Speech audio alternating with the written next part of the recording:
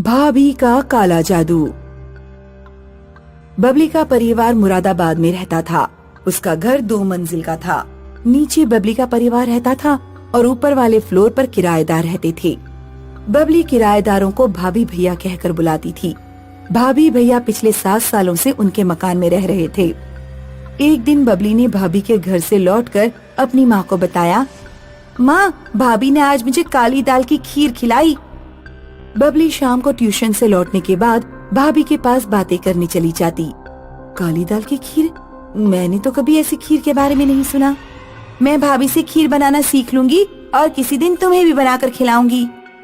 अगले दिन बबली जब स्कूल में थी तो उसे बहुत नींद आ रही थी। इंटरवल में जब पूरा क्लास खाली हो गया तो बबली अपने बैग पर सिर रखकर सो गई। जब उसकी आँख खुली तो उसने देखा कि पूरी क्लास में अंधेरा है। सामने एक चुड़ैल ब्लैक बोर्ड पर कुछ लिख रही है। तुम अब मेरे कब्जे में हो। बबली तुरंत उठकर क्लास से बाहर भागी। स्कूल में बाहर भी कोई नहीं था। बबली को समझ नहीं आ रहा था कि पूरा स्कूल अचानक खाली कैसे हो सकता है। तभी बबली को लगा जैसे किसी ने उसके सिर पर टिप मारी। बबली जागी तो उसकी टीचर उसके पास खड़ी थी। बबली, क्लास में सो रही हो?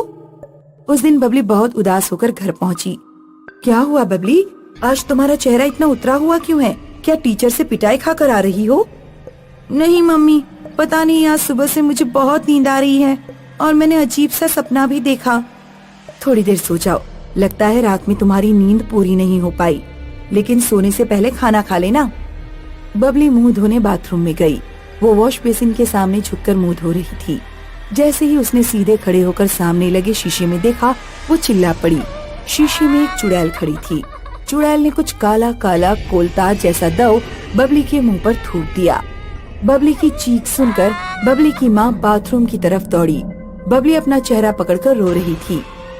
क्या हुआ बेटी, ये किसने किया? माँ, एक चुड़ैल मेरा पीछा कर रही है।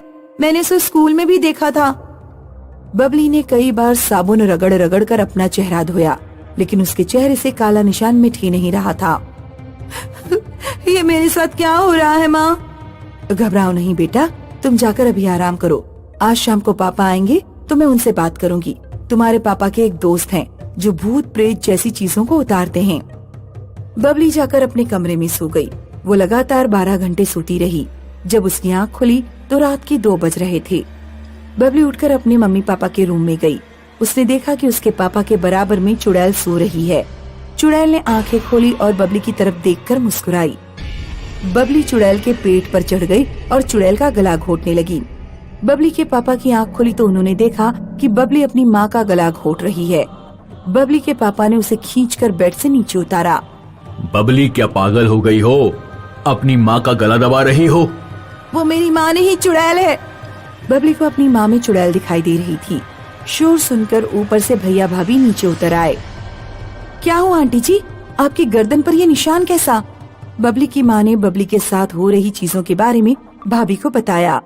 आंटी, मेरे साथ जरा इधर आइए। भाभी बबली की माँ को अकेले में ले गई और उनसे कहा, आंटी जी, मुझे लगता है बबली को पागलपन के दौरे पड़ रहे हैं। मेरे मायके के पास एक अस्पताल है, आप बबली को इलाज के लिए वहीं भेज दीजिए। बबली का पागलपन बढ़ता ही गया। वो कभी अपने हाथ पैर फेंकती, सामान तोड़ देती और कभी कभी रात में अपने मम्मी पापा पर हमला कर देती।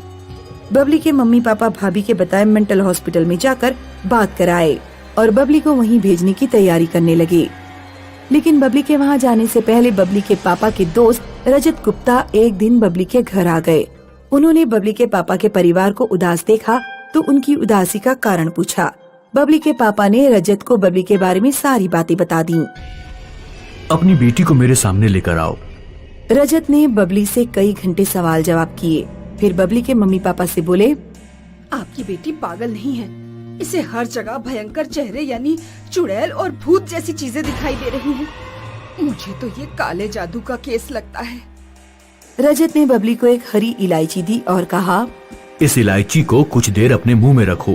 2 मिनट बाद जब बबली ने अपने मुंह से इलायची निकाली तो इलायची का रंग बिल्कुल काला हो चुका था। अब मुझे कंफर्म हो गया है कि ये काला जादू ही है। बबली बेटा, पिछले कुछ महीनों में क्या किसी ने तुम्हें कुछ स्पेशल खिलाया, ऐसा जो तुमने कभी ना खाया हो? नहीं अंकल, मैं तो बाहर का खाना बहुत कम खाती हूँ। स्कूल के लिए लंच भी घर से ही लेकर जाती हूँ। याद करने की कोशिश करो, कुछ ना कुछ तो तुमने ऐसा जरूर खाया होगा, कोई काली चीज। हाँ याद आया, हमारे घर के ऊपर एक भाभी रहती हैं। एक बार उन्होंने मुझे काली दाल की खीर खिलाई थी, लेकिन वो मेरे साथ ऐसा क्यों करेंगी? वो तो पिछले 7 साल से हमारे घर पर रह रही हैं। रजत भाभी के कमरे की तलाशी लेने पहुंचा तो भाभी गुस्से में आग बबूला हो गई। आपको कोई अधिकार नहीं है आप मेरे कमरे की तलाशी लें। चले जाओ यहाँ से।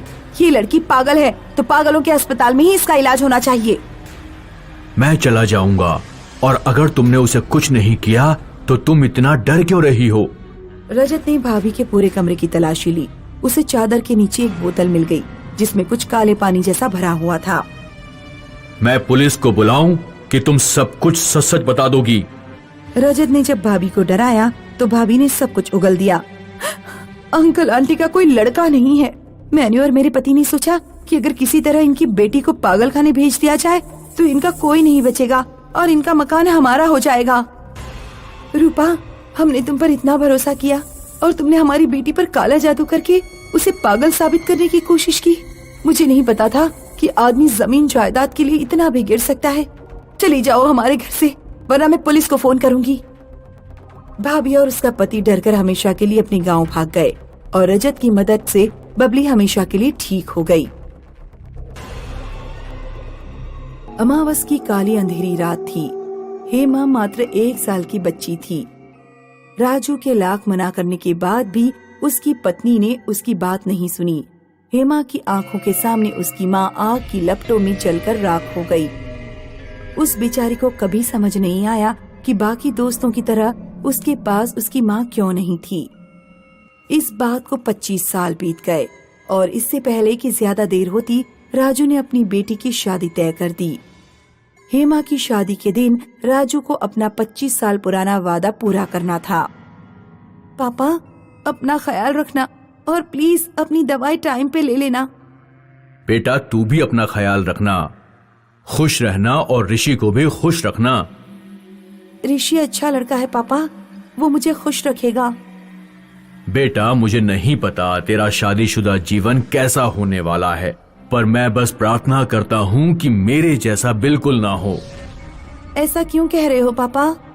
बेटा, 25 साल पहले तेरी माँ हमें छोड़कर चली गई और तूने आज तक उसके बारे में एक भी सवाल नहीं किया। आपने मुझे कभी माँ की कमी महसूस नहीं होने दी और चाहे जितने भी सवाल कर लूं, जवाब तो नहीं बदलने वाले, इसलिए मैंने सवाल करना बंद कर दिया। हे माँ, मेरी प्यारी सी बच्ची, तेरी माँ तंत्र मंत्र में इस हद तक पागल हो गई थी कि एक दिन जब मैं खेत से घर वापस आया तो उसने तुझे भी अपने उस तंत्र मंत्र में शामिल कर लिया था। ये जो निशान तेरे हाथ में है उसी दिन लगा था। उसने तेरे हाथ में चाकू घोंप दिया था। मेरी खुद की माँ ने ऐसा क्यों किया मेरे साथ?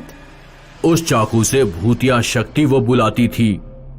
पर ये सब आप मुझे आज क्यों बता रहे हैं पिताजी? उस दिन मैंने तेरी माँ से पहली और आखिरी बार झगड़ा किया था। गुस्से में मेरा हाथ उठ गया और तेरी माँ आग में गिर गई। वो उसी आग में जलकर मर गई। पिताजी, आपने मेरी माँ को?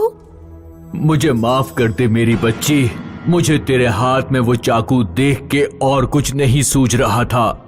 हेमा, तब तू 1 साल की थी, जोर जोर से रो रही थी, पर तेरी माँ ने एक बार भी तेरी तरफ मुड़ के नहीं देखा। मेरा ये दृश्य देखकर दिल दहल गया था। मैंने उस दिन सोच लिया था कि मैं तुझे उस औरत के साथ नहीं छोड़ सकता। हेमा, मुझे नहीं पता उस रात को उस चाकू में शैतान आया था या फिर तेरी माँ की आत्मा, पर जब भी मैंने इस चाकू को तुझसे दूर ले जाने की कोशिश की है, तेरे साथ कोई ना कोई हादसा हुआ है। पर पिताजी, आपने आज तक ये चाकू मुझे क्यों नहीं दिया? बेटा, एक कागज में तेरी माँ ने लिखा था कि ये चाकू तुझे तेरी शादी के दिन मिल जाना चाहिए। अगर तू इस चाकू के बिना अपने पति के घर निकल जाती है तो तेरे लिए बिल्कुल अच्छा नहीं होगा।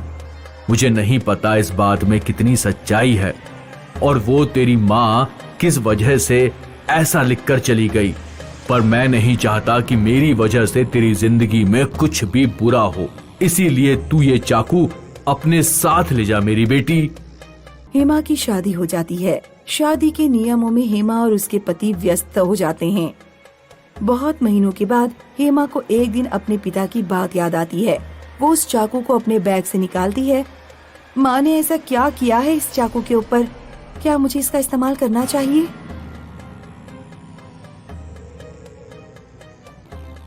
एक नटखट बिल्ली जो बार बार घर में आके बर्तन गिरा देती थी, फिर से किचन में घुस आई थी। भूतिया चाकू ऋषि के पास ही रखा था। उसने झट से चाकू उठाया और बिल्ली के पीछे भागा। ऋषि का पैर फिसला और चाकू उड़ के बिल्ली की गर्दन में जा गिरा।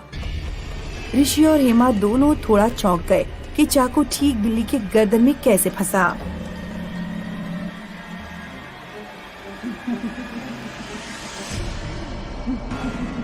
बेटा हेमा,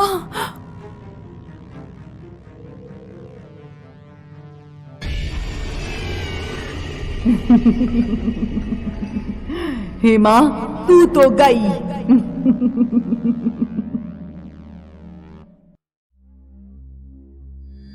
हेमा तू मरेगी, तेरी माँ जिंदा रहेगी। हेमा तेरी माँ आ गई। नहीं, तुम मेरी माँ नहीं हो।